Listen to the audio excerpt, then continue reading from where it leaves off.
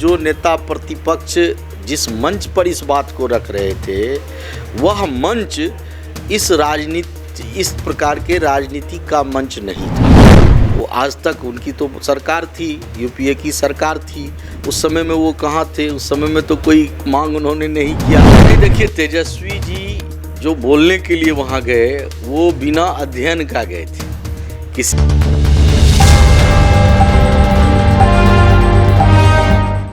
4 minute के भाषण में नेता प्रतिपक्ष तेजस्वी यादव 6 से 7 बार अटके। इस वक्त बातचीत करने के लिए आलोक रंजन झा हैं, बिहार सरकार के मंत्री।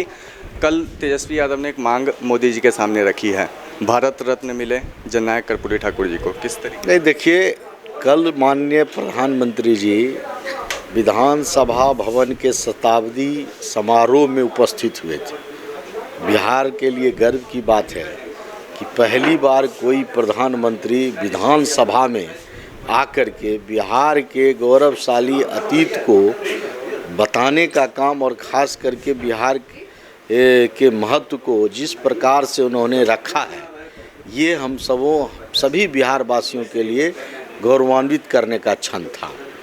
माननीय प्रधानमंत्री जी ने बिहार के जो हमारे ऐसे मनीषी थे, डॉक्टर राजेंद्र प्रसाद, जननायक कर्पूरी ठाकुर, जयप्रकाश नारायण जी, श्री कृष्ण बाबू, सबों के बारे में जिस प्रकार का सम्मान उन्होंने दिया है, ये भी हम सभी बिहारवासी के लिए गौरवान्वित करने का बात है। इसलिए कल जो नेता प्रतिपक्ष जिस मंच पर इस बात को रख रहे थे, वह मंच इस प्रकार के राजनीति का मंच नहीं था। और भारतीय जनता पार्टी, उन्होंने नेता प्रतिपक्ष ने अपने भाषण में कहा भी कि माननीय प्रधानमंत्री ने जिस प्रकार से पद्म श्री पुरस्कार या और अन्य पुरस्कार जिस प्रकार से वो देते हैं, तो ये काम भारतीय जनता पार्टी और एनडीए की सरकार ही करती है। इसलिए ये जननायक कर्पूरी ठाकुर जी को यदि भारत रत्न मिलने की बात होगी तो वो भी भारतीय जनता पार्टी ही देगी। वो आज तक उनकी तो सरकार थी, यूपीए की सरकार थी। उस समय में वो कहाँ थे? उस समय में तो कोई मांग उन्होंने नहीं किया। उनको उस समय में भी उनकी सरकार को मांग करना चाहिए।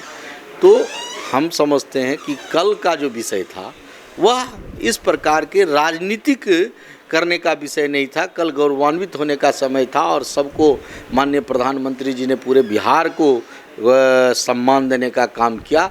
हम सब बिहारवासी उसी से गौरवान्वित। भाषण भी आपने सुना होगा तेजस्वी का, कैसा लगा? नहीं, देखिए, तेजस्वी जी जो बोलने के लिए वहाँ गए, वो बिना अध्ययन का गए थे। किसी के लिख करके दे देने से और उसको पढ़ने के लिए जब आप जाएंगे वहाँ, तो स्वाभाविक है कि आप जब भी अपने मन से कोई बात नहीं कहेंगे और सिर्फ लिखित को जा कर के पढ़ेंगे तो लड़खड़ाएंगे।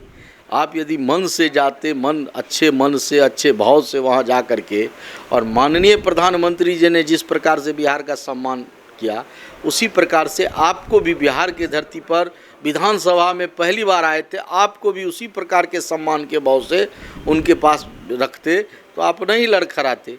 तो आप तो जा कर के वहाँ पर जो है सो एक किसी का लिखा हुआ भाषण को वहाँ राजनीतिक दृष्टि से पढ़ रहे थे, इसीलिए लड़खड़ा गए। चलिए, कला संस्कृति मंत्री थे आलोक रंजन जी, साफ तौर पे इस बात को कह रहे हैं कि नेता प्रतिपक्ष तेजस्वी यादव किसी और के लिखे हुए भाषण को पढ़ रहे थे, और किसी और के लिखे हुए भाषण को अगर पढ़ेंगे तो निश्चित तौर पे वो अटकेंगे ही।